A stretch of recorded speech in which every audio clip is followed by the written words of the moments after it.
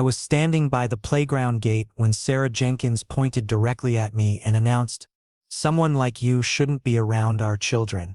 Her voice carried across the entire parking lot, and I felt heat flood my cheek as shame washed over me. My hand instinctively moved to cover the small swell of my belly beneath my oversized hoodie, but it was too late. Everyone knew now. Everyone had seen. I'd only been working at this daycare for 4 months, a single omega trying to make ends meet for myself and my unborn child.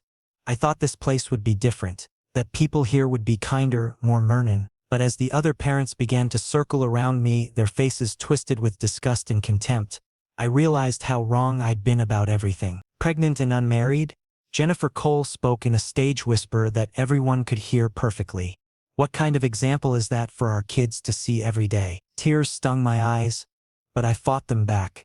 I wouldn't give these people the satisfaction of watching me break down. I grabbed my messenger bag and tried to move past them toward the building entrance, but Sarah stepped directly into my path, blocking me with her arm extended. "We need to have a serious conversation with Director Harrison," she said, her tone dripping with false concern that barely masked the venom beneath. "This facility has standards to maintain. People like you working here sends the wrong message entirely." That's when I saw him. On the far side of the parking lot, a sleek black sedan pulled into a reserved spot. The door opened, and suddenly I caught a scent that made my omega instincts flare to life. Dark cedar mixed with rain-soaked earth and something else that felt inexplicably like safety. An alpha stepped out, tall and broad-shouldered, wearing a perfectly tailored charcoal suit that probably cost more than my monthly rent. His gray eyes found me instantly across the distance, and I felt my breath catch in my throat. Robert Cross, the founder of Cross Foundation, the organization that funded this entire daycare center. I'd only seen him once before, briefly, during my interview process, though he'd been in a meeting and barely glanced my way. But now he was walking straight toward our group, his gaze locked on me with an intensity that made my heart race. "What's happening here?" His voice was calm but carried unmistakable authority. The hostile crowd around me immediately fell silent. Sarah's entire demeanor transformed in an instant. She plastered on a bright smile and turned to face him. "Mr. Cross, what a pleasant surprise. We were just discussing some internal staff matters, nothing that requires your attention." Robert raised one eyebrow, his focus never wavering from me. "Internal matters?" he repeated, then slowly shifted his gaze to Sarah. His expression hardened. "Publicly humiliating a pregnant employee in the parking lot qualifies as an internal matter in your opinion?" My breath stopped. He was defending me? Why would someone like him care about someone like me? Sarah's smile faltered. "Mr. Cross, I think you misunderstand the situation. We're simply concerned about the environment and values we're promoting here. Surely you can appreciate that having staff members who display such poor judgment might reflect badly on the institution you've so generously supported." "Poor judgment," Robert repeated flatly. His jaw tensed. "Tell me, Mrs. Jenkins, does your son attend this daycare on a full scholarship provided by my foundation?" Sarah's face went pale. "Well, yes, but that's hardly relevant." "And Mrs. Cole?" Robert turned his attention to Jennifer, who suddenly looked like she wanted to disappear. "Your daughter as well, correct? Both children here entirely because of funding I personally approved?" Jennifer nodded mutely, all her earlier bravado evaporating. Robert's gaze swept across the gathered parents, most of whom were now studying their shoes with intense interest. "Let me make something absolutely clear. This daycare was established to provide quality care and education regardless of family circumstances. The foundation I run doesn't discriminate based on marital status, and neither should any of you." He paused, letting his words sink in. "If I hear of any further harassment directed at my employees, there will be consequences. Am I understood?" A chorus of mumbled agreements followed. Sarah and Jennifer couldn't get away fast enough, practically running to their cars. The other parents dispersed quickly, leaving me standing alone with Robert in the middle of the parking lot. He approached me slowly, as if worried I might bolt. "Are you all right?" His voice had softened considerably, though concern still edged every word. I nodded, not trusting myself to speak without crying. The adrenaline that had been keeping me upright was fading fast, leaving me shaky and overwhelmed. "What's your name?" he asked gently. "I mean, I know it from your employment file, but I'd like to hear you say it." "Luca." I managed to whisper. Luca Morrison. Luca. The way he said my name made something warm unfurl in my chest. I'm Robert, though I suspect you already know that. He glanced toward the building. Have you eaten lunch yet? The question caught me off guard. No. I was about to go inside. Join me instead, he interrupted, then seemed to reconsider his approach. If you're comfortable with that, I mean, there's a cafe 2 blocks from here. We could talk somewhere more private, away from all this. He gestured vaguely at the now empty parking lot. Every instinct I possessed was screaming warnings at me. This was my employer. Technically, a powerful alpha who could make or break my career with a single phone call.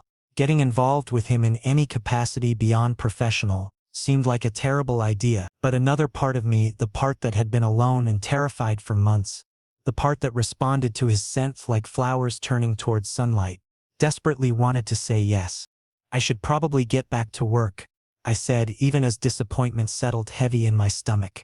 The afternoon shift starts soon, and I can't afford to lose this job. Robert's expression shifted into something unreadable. You won't lose your job, Luca.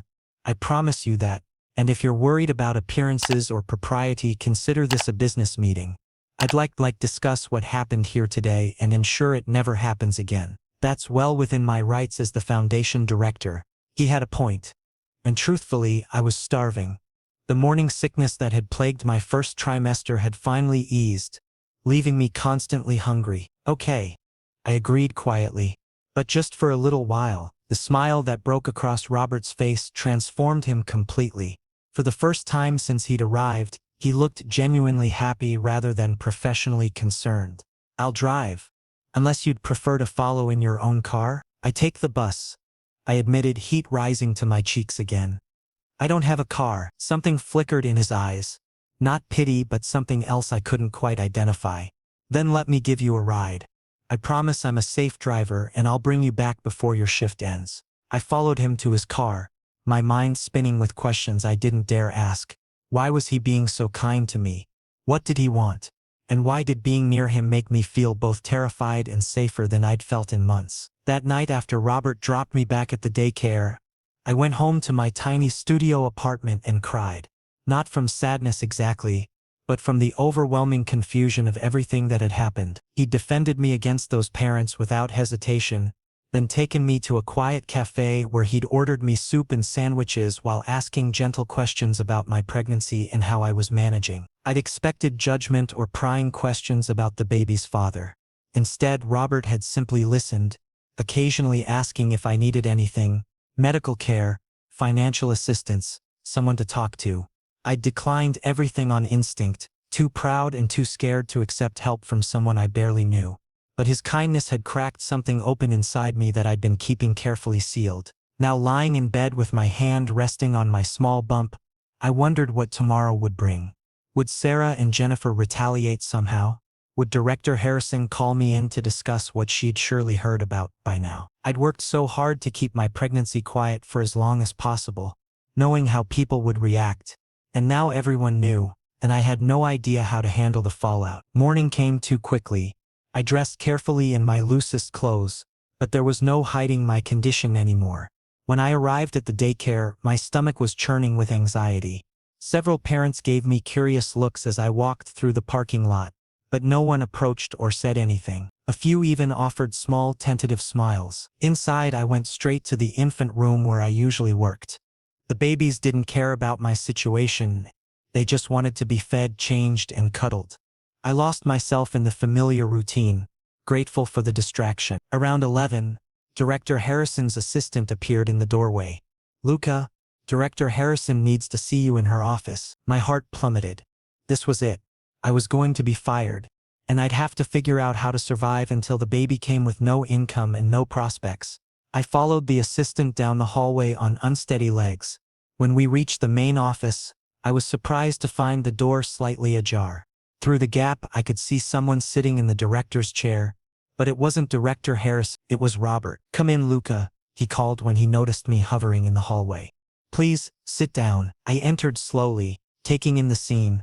Director Harrison stood off to the side near the window, looking distinctly uncomfortable. Papers and folders were spread across the desk in front of Robert, who was dressed in another impeccable suit, this one navy blue with a crisp white shirt. "Mr. Cross," I said uncertainly. "I wasn't expecting. I spent last night making some phone calls," he interrupted, gesturing to the chair across from him. "Sit. We have things to discuss." I sat, my hands clasped tightly in my lap. Director Harrison wouldn't meet my eyes. Robert opened one of the folders and scanned the contents briefly before looking up at me. "Did you know that Sarah Jenkins' son attends this daycare completely free of charge? Full scholarship funded by my foundation. Same with Jennifer Cole's daughter." He paused, letting that information settle. "Both women who publicly berated you yesterday are benefiting directly from my organization's generosity." I shook my head mutely. I'd had no idea about the scholarship situation. "I've reviewed the foundation's policies thoroughly," Robert continued, his tone businesslike but with an edge of steel underneath. "We provide funding to support families who need it, regardless of their circumstances. What we don't support is bullying, harassment, or discrimination of any kind." He closed the folder with a decisive snap. "I've made some decisions." Director Harrison shifted uncomfortably but remained silent. "Both scholarships have been revoked, effective immediately," Robert stated. "Sarah and Jennifer will need to make alternative arrangements for their children's care and education. Additionally, I've instructed Director Harrison to implement a zero-tolerance policy for harassment. Any parent or staff member who creates a hostile environment for others will face immediate consequences, up to and including termination of their relationship with this facility." I couldn't breathe. He'd done all this? For me? "Mr. Cross," Director Harrison finally spoke up, her voice tight. "While I certainly don't condone what happened yesterday, don't you think this response is somewhat extreme? Those families depend on— They should have thought about that before deciding to attack one of my employees." Robert cut her off sharply. "Luca has done nothing wrong. Being pregnant doesn't make someone unfit to work with children. If anything, I'd think having a staff member who's experiencing parenthood firsthand would be valuable in a childcare setting." He turned his full attention to me and I felt pinned in place by the intensity of his gaze. "I want to apologize for what you experienced here. This should be a safe workplace and clearly it hasn't been. That changes now. You didn't have to do any of this," I whispered. "You barely know me." Something shifted in his expression, a softening around his eyes, a slight relaxation of his shoulders. "Perhaps we should remedy that situation." He stood, smoothing down his suit jacket. "Director Harrison, thank you for your time. I'll be checking in regularly to ensure these new policies are being properly implemented." It wasn't a request. She nodded stiffly. "Of course, Mr. Cross." Robert moved around the desk, stopping just in front of me. "Luca, could I speak with you privately? There's an empty conference room down the hall." My pulse quickened. What more could he possibly want to discuss? "Okay," I agreed, rising on shaky legs. We walked in silence to the small conference room typically used for parent meetings. Robert held the door open for me, waiting until I'd entered before following and closing it behind us. The click of the latch seemed unnaturally loud in the quiet space. He didn't sit. Instead, he stood near the window, hands in his pockets, looking out at the playground where children were running and playing. I remained near the door, uncertain what to do with myself. "I need to ask you something," he said without turning around. "And I want you to be completely honest with me, even if you think I won't like the answer." "All right," I managed, my throat tight. "Where's your alpha?" He turned to face me, his expression serious. "The baby's father. Where is he and why isn't he taking care of you?" The question felt like a punch to the gut. I wrapped my arms around myself protectively. "There is no alpha. Not anymore." "What does that mean?" I took a shaky breath. "It means when I told him I was pregnant, he said he wasn't ready for that kind of responsibility. He said he had plans for his life that didn't include being tied down to someone like me." The words tasted bitter. "He left the next day. Changed his number. I haven't heard from him since." Robert's hands clenched into fists at his sides, and I caught a flash of something dangerous in his eyes before he controlled it. "His name. Tell me his name." "Why?" I asked warily. "What would you do with that information?" "Make sure he fulfills his legal obligations," Robert said grimly. "Child support at minimum. No alpha should be allowed to abandon their responsibilities like that." I shook my head firmly. "I don't want anything from him. I don't want him anywhere near my baby." I'd rather struggle alone than have him involved out of obligation or legal pressure. Robert studied me for a long moment, and I forced myself not to look away despite how uncomfortable his scrutiny made me feel. Finally he moved closer, closing the distance between us until I could smell his scent again, that intoxicating mix of cedar and rain that made my omega instincts hum with awareness. "You shouldn't have to struggle at all," he said quietly. "And you shouldn't have to face this alone. I can manage." I insisted, even though we both knew it wasn't entirely true. "I've been managing fine so far. Have you?" His gaze dropped to my worn sneakers, my thrift store clothes, the shadows under my eyes that no amount of concealer could fully hide. "When's the last time you ate a full meal? When's the last time you slept through the night without worrying about how you'll afford everything a baby needs?" I bit my lip, fighting back the sudden urge to cry. Nobody had asked me these questions. Nobody had cared enough to notice the small details of my struggle. "I'm sorry," Robert said immediately, his tone gentling. "I didn't mean to upset you. He ran a hand through his hair, disrupting its perfect styling. "I can't stop thinking about what those women said to you yesterday. How they treated you, and I keep wondering how long that's been going on.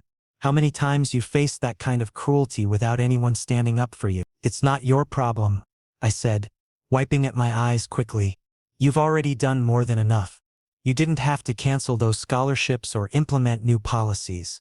You certainly don't have to worry about my personal situation." "What if I want to?" The question hung in the air between us.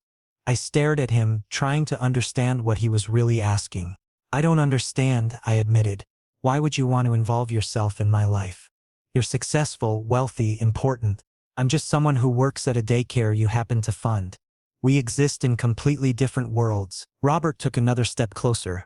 We were almost touching now, and I had to tilt my head back to maintain eye contact. "Can I tell you something? Something I probably shouldn't admit." I nodded, not trusting my voice. "The day you interviewed for this job, I was here reviewing budget proposals with Director Harrison. We were in her office when you arrived, and I happened to look out the window." His eyes searched mine.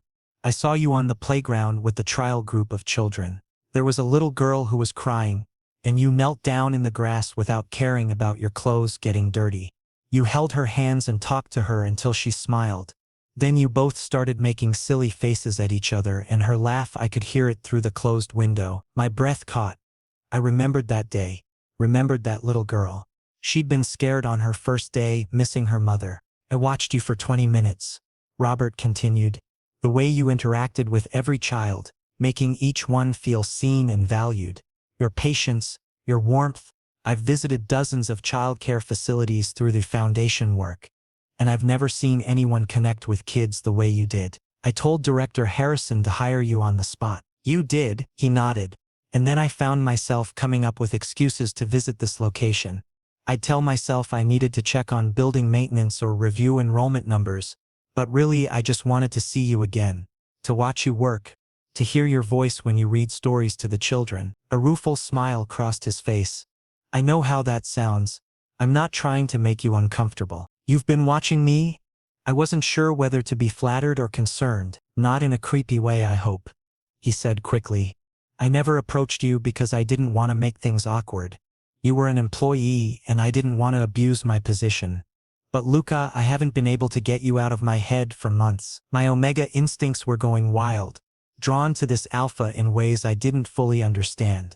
But my rational mind was screaming warnings. "Robert, I'm pregnant with another man's child. I'm broke, living in a terrible apartment, working a minimum wage job. What could you possibly want with me?" "Everything," he said simply. "I want to know your favorite color and what makes you laugh. I want to know your dreams and your fears. I want to be there when the baby comes, if you'll let me." I wanted. He stopped himself, seeming to realize he was overwhelming me. "I'm sorry, this is too much. Too fast. You don't even know me." "No, I don't," I agreed softly. "But I'd like to." The words surprised us both. Robert's eyes widened slightly, hope flickering across his features. Yeah, I confirmed, my heart racing. "I've been alone for so long, and I'm tired of being afraid all the time. I'm tired of feeling like I have to handle everything by myself." I placed a hand on my belly. "Maybe it's the pregnancy hormones talking. Or maybe I'm just desperate, but when I'm around you, I feel safe." That's not something I've felt in a very long time. Robert's hand came up slowly, telegraphing his movement so I could pull away if I wanted. When I didn't move, his palm cupped my cheek with incredible gentleness. His thumb brushed away a tear I hadn't realized had fallen. "You are safe with me," he promised. "I know you have no reason to trust that, but I'll prove it to you. However long it takes." I leaned into his touch before I could stop myself, my eyes closing as I savored the warmth of his skin against mine. His scent enveloped me, and for the first time since learning I was pregnant, I felt like maybe everything would actually be okay. "I should get back to work," I murmured reluctantly, not opening my eyes. "The kids will be up from their naps soon." "Have dinner with me tonight," Robert said. "Please. Somewhere nice where we can actually talk without interruptions. Let me take you somewhere you can relax and not worry about anything for a few hours." I opened my eyes and found him watching me with such earnest hope that I couldn't bring myself to refuse. "Okay, but nowhere too fancy. I don't have the kind of clothes for—" "You're perfect exactly as you are," he interrupted gently. "I'll pick you up at 6. Text me your address." He pulled a business card from his pocket and pressed it into my hand. "My personal number is on the back." As I left the conference room and returned to my duties, I couldn't stop touching the card in my pocket, couldn't stop replaying his words in my mind. For the first time in months, I had something to look forward to. Something that felt like hope. The following 2 weeks felt like living in a dream I was terrified of waking up from. Robert started showing up at the daycare almost daily, always with some plausible excuse, reviewing quarterly reports, checking facility maintenance, meeting at Director Harrison about expansion plans. But I noticed the pattern. He'd arrive during my lunch break, appearing with decaf coffee and pastries from the bakery down the street, having somehow researched exactly what was safe for pregnancy. "You remembered I mentioned liking blueberry muffins," I said one afternoon, touched by the gesture as we sat at one of the small tables in the staff break room. "I remember everything you tell me," he replied simply, watching me eat with an expression of quiet satisfaction.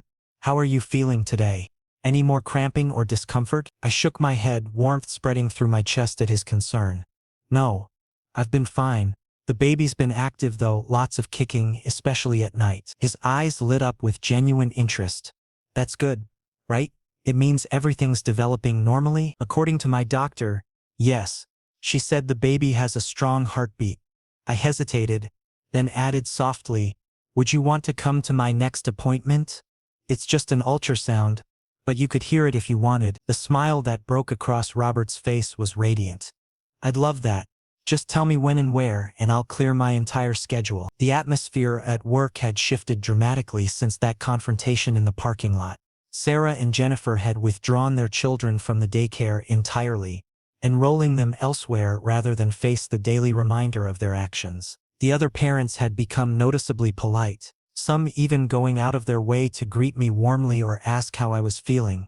A few had quietly apologized, admitting they'd been influenced by Sarah's gossip and regretted not thinking for themselves. Director Harrison had called me into her office earlier in the week, her demeanor considerably more respectful than before. "Luca, I want you to know that the Cross Foundation has expressed particular satisfaction with your work performance. They've suggested we consider you for a lead teacher position when it opens up next quarter, along with a significant salary increase." I knew Robert was behind it all. The protection, the opportunities, the sudden shift in how people treated me. Part of me worried I was becoming too dependent on him, but a larger part was simply grateful to not face everything alone anymore. One evening, as I was locking up the infant room after my shift, Robert appeared in the doorway. My breath caught. He wasn't wearing his usual business attire. Instead, he'd changed into dark jeans and a fitted black Henley that showed off his athletic build. His hair was slightly mussed, as if he'd been running his hands through it, and he looked younger, more approachable, more devastatingly attractive. "Hey," he said, leaning against the doorframe with an easy smile. "Hungry?" I grabbed my bag, trying to ignore how my omega instincts were practically purring at his casual appearance. "Robert, you don't need to keep feeding me. You've already been incredibly generous." "Generous?" He pushed off the doorframe and crossed to where I stood. "Luca, spending time with you isn't charity. I do it because I want to. Because thinking about you gets me through boring board meetings and tedious conference calls. Because every moment I'm not with you feels like wasted time." My heart hammered against my ribs. You can't mean that. Why can't I? He reached out, gently tucking a strand of hair behind my ear. The casual intimacy of the gesture made me shiver. You're brilliant with the children, your kind died everything you've been through, and when you smile, it feels like the sun coming out. Why wouldn't I want to be near you as much as possible? Because I'm pregnant with someone else's baby, I whispered, voicing the fear that had been haunting me. Because I come with complications and baggage and I don't care about any of that.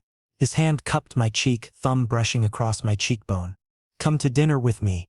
Let me show you how much I care. I found myself nodding, unable to resist the pull between us any longer. He took me to a small Italian restaurant tucked away on a quiet side street. The atmosphere was intimate without being overwhelming.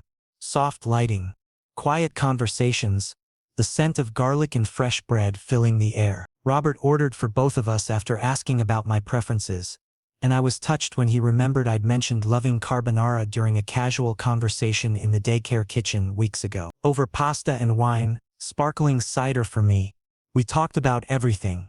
Robert opened up about his childhood, growing up with parents who valued philanthropy and service. His father had started the Cross Foundation and Robert had taken over after his death 5 years ago. He would have liked you, Robert said quietly. He always said the measure of a person wasn't their circumstances, but how they treated others when they had nothing to gain from kindness. You embody that. I shared pieces of my own past growing up in foster care, never quite belonging anywhere, always feeling like I had to prove my worth. When I talked about my fears for the baby, about wanting to give my child the stable, loving home I'd never had, tears welled up in my eyes. Robert reached across the table and took my hand, his grip firm and reassuring. Your baby is going to have all of that. I'll make sure of it if you'll allow me to be part of your lives. Why? The question burst out of me. You could have anyone, any Omega who isn't carrying another Alpha's child. Someone without complications. Someone who could give you everything without— Stop. His other hand covered mine, both of his now wrapped around my one. Since the day I saw you on that playground, I haven't wanted anyone else. I've tried to tell myself it was just attraction, that it would fade, but it hasn't.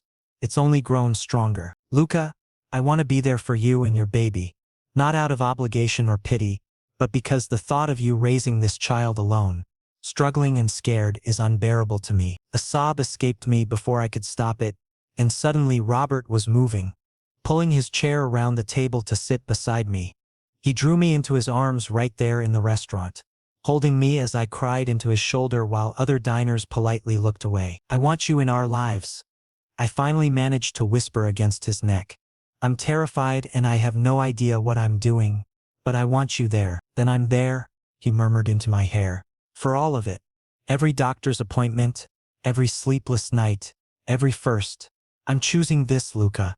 I'm choosing you. When he drove me home that night, he walked me to my apartment door. Before I could unlock it, he caught my hand and pulled me back gently. His kiss on my forehead was tender, reverent, and with promise. I'll see you tomorrow, he said softly. Sleep well. As I watched him walk away, one hand pressed to where he'd kissed me, I let myself believe that maybe, just maybe, everything was going to work out after all. I woke the next morning, feeling lighter than I had in months. The memory of Robert's arms around me, his kiss goodnight, played on repeat in my mind as I got ready for work. For the first time since discovering my pregnancy, I felt genuine hope about the future. The week that followed was blissful. Robert continued visiting the daycare, but now there was an easy intimacy between us that hadn't existed before. He'd brush his hand against my lower back as he passed, or tuck my hair behind my ear while we talked. Small touches that sent electricity through my entire body and made my Omega instincts sing with contentment. He took me to my next prenatal appointment, sitting beside me and holding my hand as the technician moved the ultrasound wand across my belly. When the baby's heartbeat filled the room, strong and steady, I watched tears gather in Robert's eyes. That's incredible, he breathed, staring at the screen in awe. Look at those tiny fingers. The technician smiled knowingly at us. Would you like to know the gender? I looked at Robert, and he nodded eagerly. A boy, the technician announced.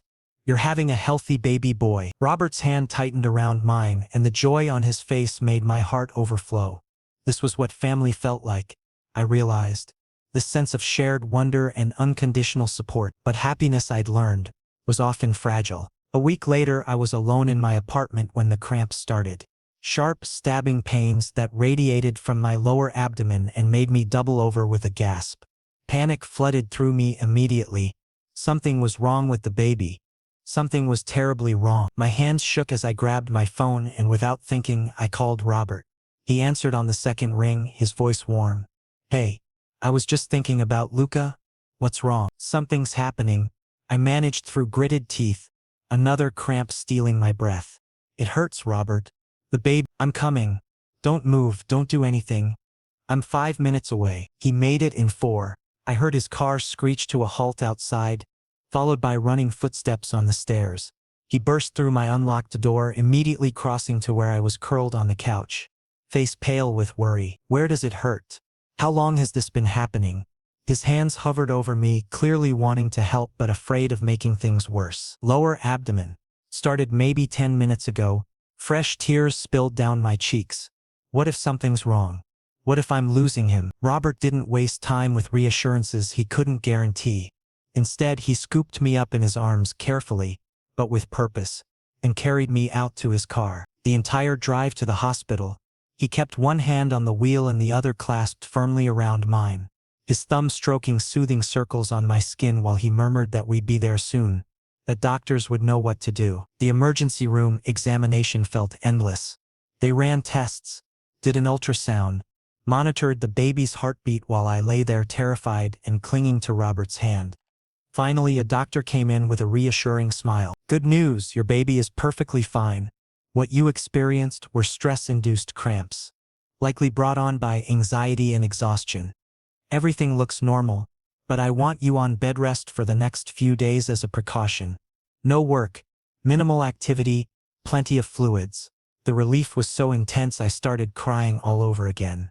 Robert asked detailed questions about warning signs to watch for, what medications I could take, when we should be concerned.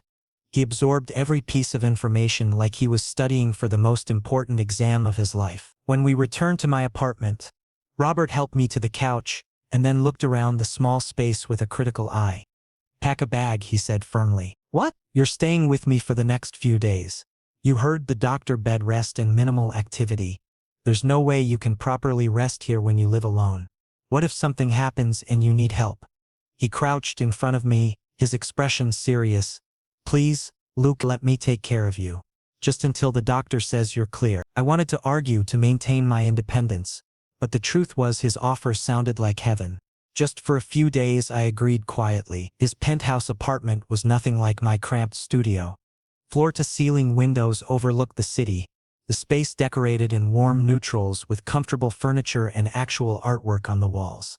Robert settled me on his massive bed with what seemed like a dozen pillows to keep me comfortable, then proceeded to fuss over me like a mother hen. He brought me breakfast in bed, perfectly scrambled eggs and whole wheat toast.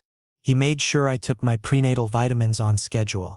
When I mentioned being bored, he carried in his laptop and queued up my favorite movies. He worked from home, taking calls and video meetings from the living room while checking on me every hour. "You don't have to do all this," I told him that evening as he brought me dinner on a tray. "You have a company to run. I can manage on my own for a few hours." Robert set the tray aside and sat on the edge of the bed, his expression intense. "You are my priority. The company can wait. Meetings can be rescheduled. But you and your baby needing care? That's not something I'll ever put second." That night he insisted on sleeping on the couch in the bedroom, "just in case you need anything." But around 2 in the morning I woke feeling unsettled and alone. The apartment was quiet except for the soft sounds of Robert's breathing from across the room. "Robert?"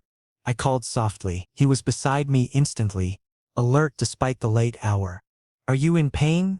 Do we need to go back to the hospital?" "No, nothing like that. I felt foolish admitting it. I couldn't sleep.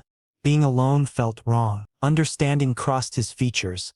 Without a word, he lifted the blankets and slid into bed beside me, immediately pulling me against his chest. One arm wrapped protectively around my shoulders while his other hand settled gently on my belly, cradling the baby with reverent care. "Better?" he murmured against my hair. I nodded, already feeling sleep pulling at me again. Surrounded by his scent, safe in his embrace, I finally let myself fully relax.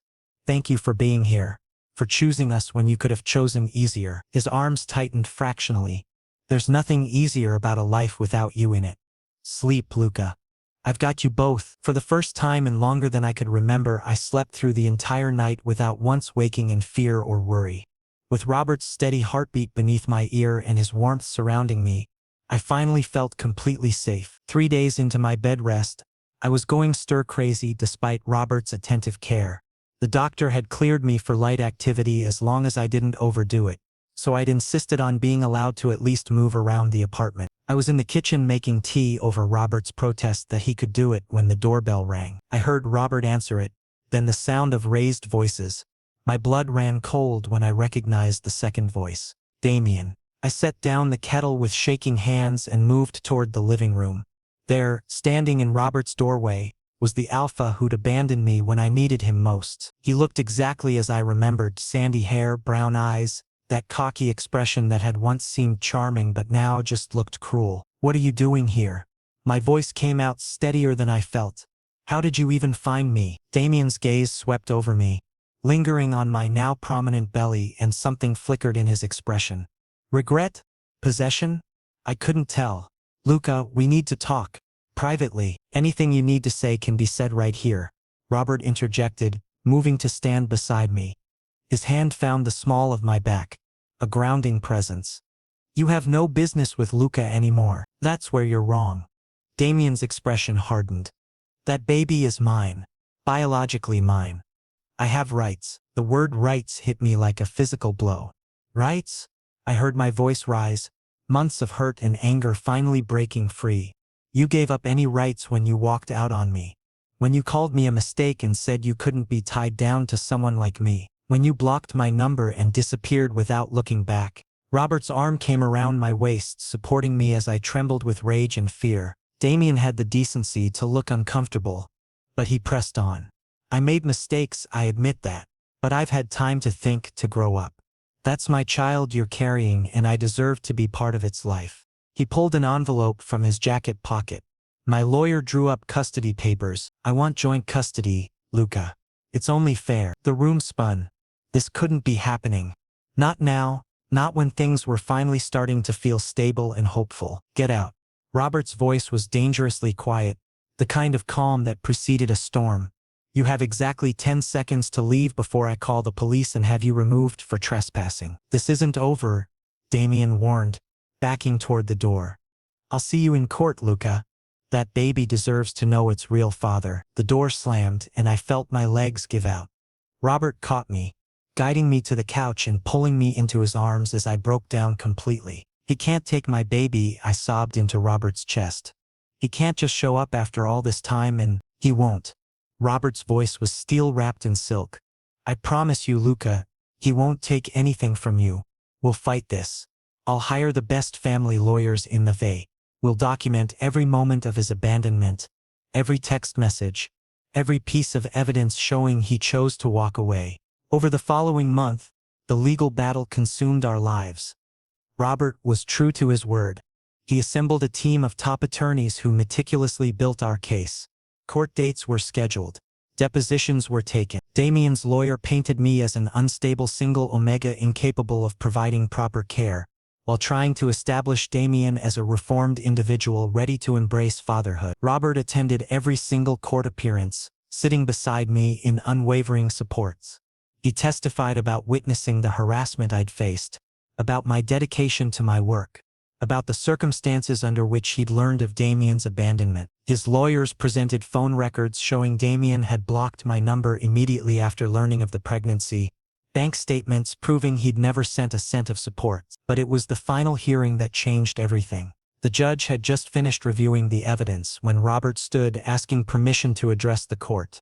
My lawyer looked surprised but didn't object. "Your Honor, I'd like to formally state my intention to adopt Luca's child upon birth, with full parental rights and responsibilities. I'm prepared to provide complete financial support, stable housing, and emotional commitment. This baby will have my name and my protection, regardless of biology." The courtroom went silent. I stared at Robert, tears streaming down my face as he turned to look at me with such fierce determination that I could hardly breathe. The judge studied Robert carefully. "Mr. Cross, how long have you been in a relationship with Mr. Morrison?" "Several months now, though I've known Luca since he began working at my foundation's daycare. I've witnessed his character, his dedication, his capacity for love, and I'm committed to building a family with him, a real family." The judge turned to Damien. "And you, Mr. Carter? You abandoned Mr. Morrison during his pregnancy, provided no support of any kind, and now want custody rights. Can you explain this sudden change of heart?" Damien stammered something about maturity and second chances, but it sounded hollow even to my ears. The judge's decision came swift and decisive. Damien's petition for custody was denied.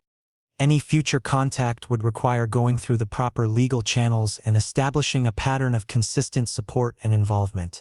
Something we all knew he wouldn't do. Additionally, Robert was granted the opportunity to begin adoption proceedings once the baby was born. Outside the courthouse, I collapsed into Robert's arms, crying so hard I could barely stand. Relief, gratitude, love, it all poured out of me in waves. "You stood up in court and claimed my baby as yours," I choked out between sobs. "You fought for us when you didn't have to." Robert cupped my face in his hands, forcing me to meet his eyes. "That baby is ours, Luca. Maybe not by biology, but in every way that matters. You're both my family now. You have been since the moment I realized I couldn't imagine my life without you in it." 2 months later, I went into labor 3 weeks early. Robert drove me to the hospital, calm and steady even as I panicked. He held my hand through every contraction, whispered encouragement during the pushing, and was the first person to hold our son when he finally arrived. "He has your eyes," I said weakly, watching Robert cradle the tiny bundle with tears streaming down his face. "How is that possible?" "Maybe he just knows who his real father is," Robert whispered, bringing the baby to me. "Welcome to the world, little one. Your papa and I have been waiting for you." As I held my son, our son with Robert beside us, looking at us both like we'd hung the moon, I thought back to that day in the parking lot. The day I'd felt my lowest, most mazed, and alone. I never could have imagined that moment of humiliation would lead me here. To a family to love. To a future brighter than anything I'd dared to dream. "I love you," I told Robert, meaning it with every fiber of my being. He kissed my forehead, then our son's. "I love you both. Forever." And in that moment I knew that our story, which had begun with shame and ended with joy, was really just beginning.